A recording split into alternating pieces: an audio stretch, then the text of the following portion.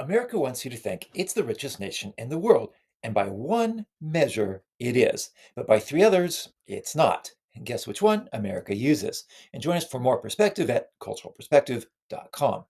Well, there are many ways to measure wealth of a nation. One is nominal GDP.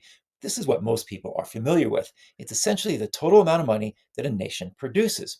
The United States is number one with this measure in part because it is so large. But that also makes this measure somewhat inaccurate because a small country like Switzerland is never going to produce as much as the massive United States. But if we take away the size variable and look at GDP per person, you get a very different result. And this is where Switzerland comes in again. Switzerland ranks number one for GDP per person, followed by Qatar, Norway, and number four, the United States.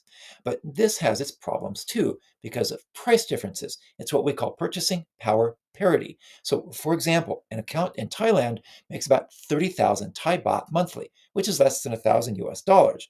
The average accountant's salary in the United States is around 5,000 a month. And yet, both of these individuals are moderate middle class in each of their respective countries.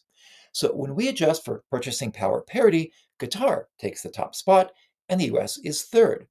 One more way to measure GDP is adjusted for prices and hours worked. This tells us how much a country produces per hour of labor and factoring in what things actually cost. And using this measure, which is probably the most accurate, Norway takes the top spot and the US comes in sixth place. So is America the richest country in the world?